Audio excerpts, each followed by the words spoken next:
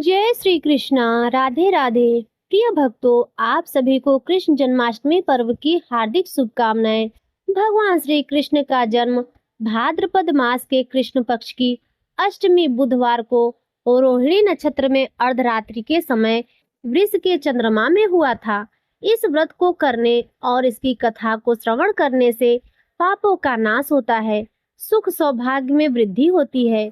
तो आज मैं आपको सुनाने जा रही हूँ भगवान श्री कृष्ण जन्माष्टमी की बड़ी ही दुर्लभ कथा। तो आप सभी भक्त बड़ी ही श्रद्धा और प्रसन्न चित्त मन से इस कथा को पूरा अवश्य सुनिएगा। द्वापर युग में जब पृथ्वी पर पाप और अत्याचार के भार से दबने लगी, तो पृथ्वी गौ का रूप बनाकर सृष्टि विधाता ब्रह्मा जी के पास गई। सभी देवता ब्रह्मा जी के पास गए और ब्रह्मा को पृथ्वी की दुखांत कथा सुनाई। वहां उपस्थित सभी देवताओं ने निर्णय किया कि इस संकट के समाधान के लिए भगवान विष्णु के पास जाएंगे और सभी लोग पृथ्वी को साथ लेकर क्षीर सागर में भगवान विष्णु जी के पास पहुंचे, जहां विष्णु जी शेष शैया पर शयन कर रहे थे। वहां जाकर सभी देवतागण भगवान विष्णु की स्तुति करने लगे। स्तुति करने से भगवान विष्णु की निद्रा भंग हुई।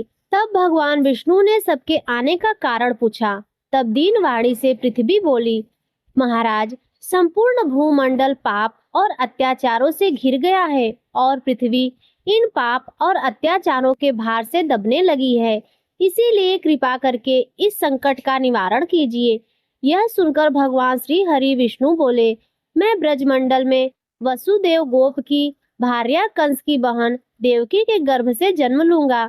इसीलिए तुम ब्रजभूमि में जाकर यादव कुल में अपना शरीर धारण करो। इतना कहकर भगवान विष्णु अंतर ध्यान हो गए और देवता तथा पृथ्वी ब्रजभूमि में आकर यादव कुल के नंद यशोदा तथा गोपियों के रूप में पैदा हुए। इसके बाद कुछ दिन ऐसे ही व्यतीत हो गए। वासुदेव नवविवाहित देवकी तथा साले कंस के साथ गोकुल में जा रहे थे। अचानक भविष्यवाणी हुई, हे कंस, जिसको तू अपनी बहन समझकर अपने साथ लेकर जा रहा है, उसके गर्भ से 8वां पुत्र होगा, जो तेरी मृत्यु का कारण बनेगा। इतना सुनते ही कंस तलवार उठाकर पहले देवकी को मारने के लिए दौड़ा। तब वसुदेव ने कहा, कंस, यह बेकसूर है और बेकसूर स्त्री को मारना उचित नहीं है। इसीलिए जब भी देवकी के गर्भ से पुत्र का जन्म होगा, तो पैदा होती ही मैं आपको अपनी संतान दे दूंगा। तो आपको कौन मारेगा? कंस ने उनकी बात मान ली और वसुदेव तथा देवकी को ले जाकर जेल में बंद कर दिया। जब भी देवकी के पुत्र होता, तो कंस उन्हें मार देता। इसी तरह देवकी के 7 पुत्र मारे गए। इसके बाद जैसे ही 8वें गर्भ की बात कंस को मालूम हुई, इस बात का पता चलते ही कंस ने देवकी और वासुदेव को विशेषकर कारागार में डलवाकर पहरा लगवा दिया। भाद्रपद मास के कृष्ण पक्ष की अष्टमी को भयावनी रात के समय जब शंख चक्र गदाधारी भगवान श्री कृष्ण का जन्म हुआ, तो चारों ओर प्रकाश फैल गया। लीलाधारी भगवान की यह लीला देखकर वासुदेव और देवकी उनके सामने हाथ जोड़कर खड़े हो गए। भगवान श्री कृष्ण ने जब अपना बाल स्वरूप लिया, तब देवकी और वासुदेव के हाथों की हथकड़ियां टूट गई, खुल गई। दरवाजे अपने आप खुल गए और पहरेदार सोते हुए नजर आए। तब वसुदेव श्री कृष्ण को अपने साथ लेकर वहां से निकल गए और जब वसुदेव ने यमुना को पार करने के लिए अंदर प्रवेश किया, तो यमुना का स्तर बढ़ने लगा।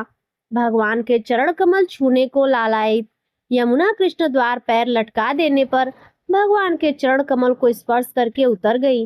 वह बिल्कुल घट गई। वसुदेव यमुना को पार करके गोकुल धाम पहुंच गए। वहां जाकर खुले दरवाजे और सोई हुई यशोदा को देखकर बाल कृष्ण को वहीं सुला दिया और सोई हुई कन्या को लेकर चले आए। जब वसुदेव वापस कारागार में पहुंचे, तो अपने आप हथकड़ियां बेड़ियां बंध गई और दरवाजे बंद हो गए। दरवाजे बंद होने के बाद वहां सोए हुए पहरेदार भी जग गए।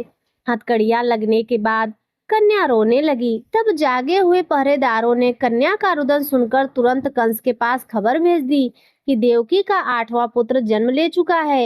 यह सुनकर कंस तुरंत दौड़ता हुआ आया। जब कंस ने कन्या को हाथ में लेकर पत्थर पर पटकना चाहा, तो कन्या हाथ से छूटकर आकाश में उड़ गई और साक्षात देवी के रूप में प्रकट होकर बोली, हे दुष्ट, तुझे मारने वाला गोकुल में नंद के घर में उत्पन्न हो चुका है और इससे तेरी मृत्यु सुनिश्चित है। मेरा नाम वैष्णवी है। मैं संसार में कर्ता भगवान विष्णु की माया से उत्पन्न हुई हूँ। इतना कहकर वह स्वर्ग की ओर चली गई। उस आकाशवाणी को सुनकर कंस क्रोधित हो उठा। उसने नंद जी के घर पूतना राक्षसी को कृष्ण जी का वध करने के लिए भेजा, परंतु जब वह राक्षसी श्री कृष्ण जी को स्तनपान कराने लगी तो कृष्ण जी ने उसके स्तन से ही उसके प्राणों को खींच लिया और वह राक्षसी कृष्ण कृष्ण कहते हुए मृत्यु को प्राप्त हुई। जब कंस को पूतना की मृत्यु का समाचार हुआ तो उसने कृष्ण का वध करने के लिए क्रमशः केसी नामक दैत्य को अश्व के रूप में, उसके बाद अरिष्ट नामक दैत्य को बैल के रूप में भेजा, किंतु यह दोनों भी कृष्ण जी के हाथों मृत्यु को प्राप्त हुए। इसके बाद कंस ने काल्याक नामक दैत्य को कौवे के रूप में भेजा, किंतु वह भी श्री कृष्ण जी के हाथों मारा गया। अपने बलवान राक्षसों की मृत्यु के आघात से कंस अत्यधिक भयभीत हो गया। उसने द्वारपालों को आज्ञा दी कि नंद को तत्काल मेरे सामने उपस्थित करो। द्वारपाल नंद को लेकर जब उपस्थित हुए तब कंस ने नंद जी से कहा कि यदि तुम्हें अपने प्राणों को बचाना है तो पारिजात के पुष्प ले आओ, और यदि तुम नहीं ला पाए तो तुम्हारा वध निश्चित है। कंस की बातों को सुनकर नंद ने ऐसा ही होगा कहा और अपने घर की ओर चले गए। घर आकर उन्होंने संपूर्ण वृत्तांत अपनी पत्नी यशोदा को सुनाया, जिसे कृष्ण भी सुन रहे थे। एक दिन श्री कृष्ण अपने मित्रों के साथ यमुना नदी के किनारे गेंद खेल रहे थे और अचानक ही श्री कृष्ण जी ने गेंद को यमुना में फेंक दिया। यमुना में गेंद फेंकने का मुख्य उद्देश्य यह था कि किसी प्रकार पारिजात पुष्प ले आए, अतः वे कदम्ब के वृक्ष पर चढ़कर यमुना में कूद पड़े। कृष्ण के यमुना में कूदने का समाचार श्रीधर नामक गोपाल ने यशोदा को सुनाया। यह सुनकर यशोदा भागती हुई यमुना नदी के किनारे आ पहुंची और उन्होंने यमुना नदी की प्रार्थना करते हुए कहा, हे यमुना माता, यदि मैं बालक को देखूंगी तो भाद्रपद मास की रोहिणी युक्त अष्टमी का व्रत करूंगी, क्योंकि दया दान सज्जन प्राणी ब्राह्मण कुल में जन्म, रोहिणी युक्त अष्टमी, गंगा जल एकादशी, गया श्राद्ध तथा रोहिणी व्रत यह सभी दुर्लभ है। हजारों अश्वमेघ यज्ञ, सहस्त्रों राजसूय यज्ञ, दान तीर्थ और व्रत करने से जो फल प्राप्त होता है वह सब श्री कृष्ण जन्माष्टमी के व्रत को करने से प्राप्त हो जाता है। यह बात नारद ऋषि ने इंद्र से कही थी। इंद्र ने कहा, हे मुनियों में श्रेष्ठ नारद, यमुना नदी में कूदने के बाद उस बाल रूपी कृष्ण ने पाताल में जाकर क्या किया, यह संपूर्ण वृत्तांत भी बताएं। नारद जी ने कहा, हे इंद्र, पाताल में उस बालक से नागराज की पत्नी ने कहा कि तुम यहाँ क्या कर रहे हो, कहाँ से आए हो और यहाँ आने का क्या प्रयोजन है। नागपत्नी बोली, हे कृष्ण, क्या तूने धृत क्रीड़ा की है जिससे अपना समस्त धन हार गया है? यदि यह बात ठीक है तो कंकड़ मुकुट और मंदिरों का हार लेकर अपने घर चले जाओ, क्योंकि इस समय मेरे स्वामी शयन कर रहे हैं। यदि वो उठ गए तो वे तुम्हारा भक्षण कर जाएंगे। नागपत्नी की बातें सुनकर श्री कृष्ण जी ने कहा, कांति, मैं किस प्रयोजन से यहाँ आया हूँ वह वृत्तांत मैं तुम्हें बताता हूँ। समझ लो, मैं कालिया नाग के मस्तक को कंस के साथ जुए में हार चुका हूँ और वही लेने मैं यहाँ आया हूँ। बालक कृष्ण की यह बात सुनकर नागपत्नी अत्यंत क्रोधित हो गई और अपने सोए हुए पति को उठाते हुए उसने कहा, हे स्वामी, आपके घर यह शत्रु आया है, अतः आप इसका हनन कीजिए। अपनी स्वामिनी की बात को सुनकर कालिया नाग निद्रा अवस्था में जग पड़ा, भगवान कृष्ण से युद्ध करने लगा। इस युद्ध में कृष्ण जी को मूर्छा आ गई। इस मूर्छा को दूर करने के लिए उन्होंने गरुड़ का स्मरण किया। स्मरण करते ही गरुड़ जी वहां आ गए और श्री कृष्ण जी अब गरुड़ पर चढ़कर कालिया नाग से युद्ध करने लगे और उन्होंने कालिया नाग को युद्ध में पराजित कर दिया। अब कालिया नाग ने भली भांति जान लिया था कि मैं जिससे युद्ध कर रहा हूँ वे कोई और नहीं, स्वयं भगवान विष्णु जी के अवतार श्री कृष्ण जी ही हैं। इसीलिए उन्होंने कृष्ण के चरणों में साष्टांग प्रणाम किया और पारिजात से उत्पन्न बहुत से पुष्पों को मुकुट में रखकर श्री कृष्ण जी को भेंट किया। अब श्री कृष्ण जी चलने को हुए तब कालिया नाग की पत्नी ने कहा, हे स्वामी, कृष्ण को मैं नहीं जान पाई। हे जनार्दन रहित, क्रिया रहित, भक्ति भाव रहित मेरी रक्षा कीजिए। हे प्रभु मेरे स्वामी, मुझे वापस दे दे। तब श्री कृष्ण जी ने कहा, हे सर्पिणी, दैत्य में जो सबसे बलवान है उस कंस के सामने मैं तुम्हारे पति को ले जाकर छोड़ दूंगा, अन्यथा तुम अपने घर को चली जाओ। अब श्री कृष्ण जी कालिया नाग के फन पर नृत्य करते हुए यमुना के ऊपर आ गए। तदंतर कालिया की फुफकार से तीनों लोग कंपायमान हो गए। अब कृष्ण कंस की मथुरा नगरी की ओर चल दिए। वहां कमल पुष्पों को देखकर यमुना के मध्य जलाशय में वह कालिया सर्प भी चला गया। इधर कंस भी विस्मित हो गया तथा कृष्ण प्रसन्नचित्त होकर गोकुल वापस लौट आए। उनके गोकुल आने पर उनकी माता यशोदा ने विभिन्न प्रकार के उत्सव किए। अब इंद्र ने नारद मुनि से पूछा, हे महामुनि, संसार के प्राणी बालक श्री कृष्ण के आने पर अत्यधिक आनंदित हुए। आखिर श्री कृष्ण जी ने क्या क्या चरित्र किया, वह सभी आप मुझे बताने की कृपा करें। नारद जी ने इंद्र से कहा, मन को हरने वाला मथुरा नगर यमुना नदी के दक्षिण भाग में स्थित है। वहां कंस का महाबलशाली भाई चारूण रहता है। उस चारूण से श्री कृष्ण के मल्ल युद्ध की घोषणा की गई। हे इंद्र, कृष्ण और चारूण का मल्ल युद्ध अत्यंत आश्चर्यजनक था। चारूण की अपेक्षा कृष्ण बाल रूप में थे। भेरी, शंख, मृदंग के शब्दों के साथ कंस और केशी के इस युद्ध को मथुरा की जनसभा के मध्य में देख रहे थे। श्री कृष्ण जी ने अपने पैरों की चारूण के गले में फंसाकर उनका वध कर दिया। चारूण की मृत्यु के बाद उनका मल्ल युद्ध केसी के साथ हुआ। अंत में केसी भी युद्ध में कृष्ण जी के द्वारा मारा गया। केसी की मृत्यु के उपरांत मल्ल युद्ध देख रहे सभी प्राणी श्री कृष्ण जी की जय जयकार करने लगे। बालक कृष्ण के द्वारा चारूण और केसी का वध होना कंस के लिए अत्यंत हृदय विदारक था। अतः उसने सैनिकों को बुलाकर उन्हें आज्ञा दी कि तुम सभी अस्त्र शस्त्रों से सुसज्जित होकर कृष्ण जी से युद्ध करो। हे इंद्र, इसी क्षण श्री कृष्ण जी ने गरुड़, बलराम तथा सुदर्शन चक्र का ध्यान किया, जिसके परिणाम स्वरूप बलदेव जी सुदर्शन चक्र लेकर गरुड़ पर आरूढ़ होकर आए। उन्हें आता देखकर बालक कृष्ण सुदर्शन चक्र को उनसे लेकर स्वयं गरुड़ की पीठ पर बैठकर ना जाने कितने ही राक्षसों और दैत्यों का वध कर दिया। कितनों के शरीर अंग भंग हो गए। इस युद्ध में श्री कृष्ण और बलदेव ने असंख्य दैत्यों का वध किया।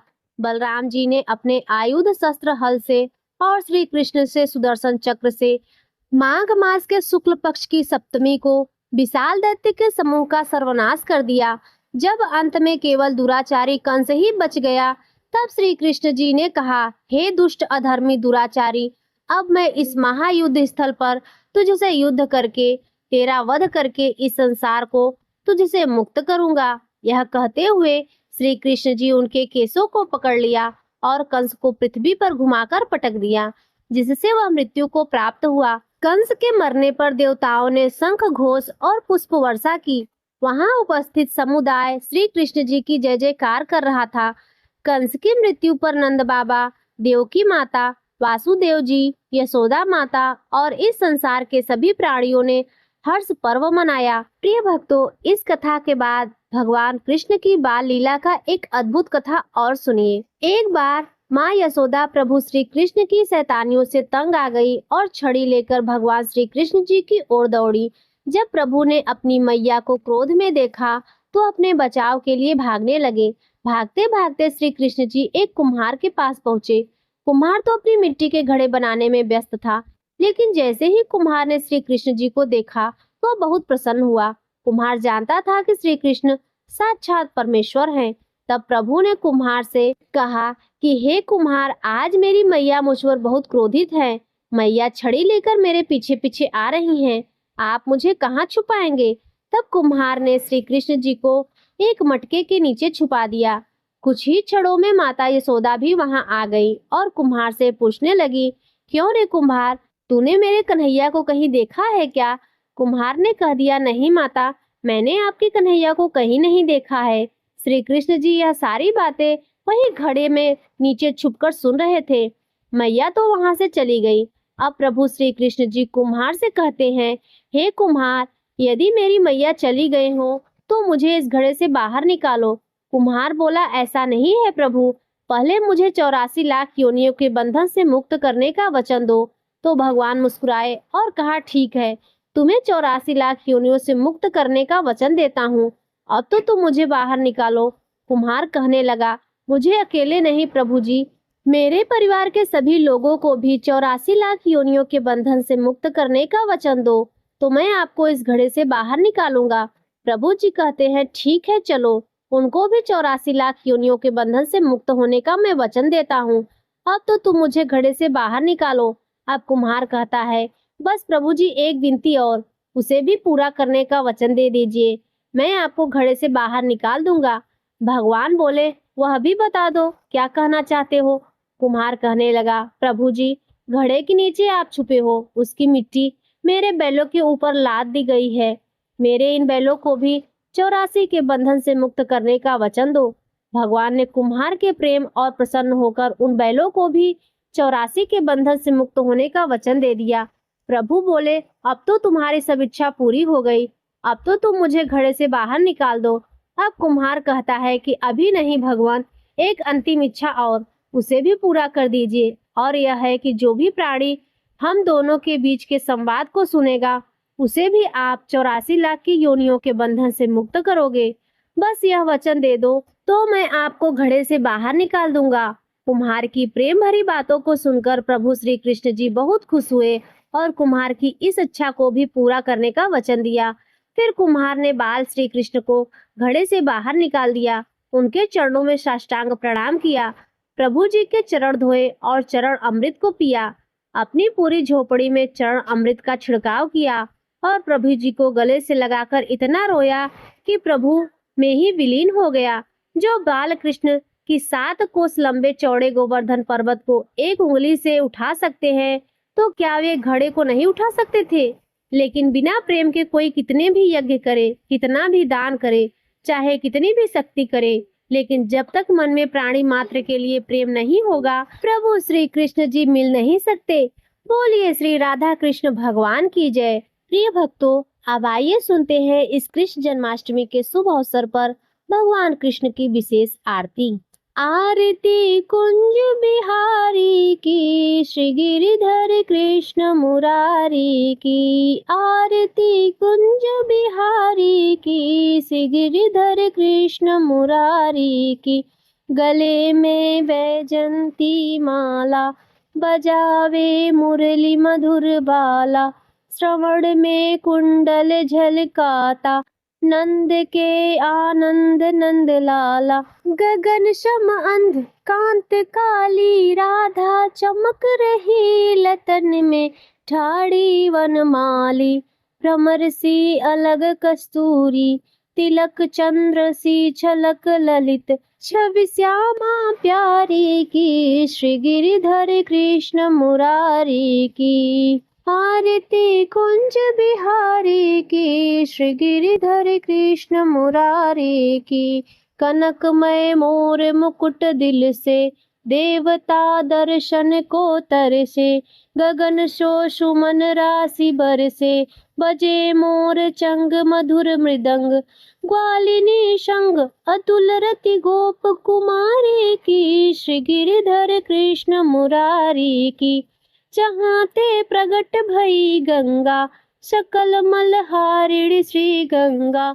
स्मरण ते होत मोह भंगा, बसी शिव शीस जटा के बीच। हरि अगज चरण छवि श्री बनवारी की, श्री गिरधर कृष्ण मुरारी की। चमकती उज्ज्वल तट रेणु, बज रही वृंदावेनु चहु।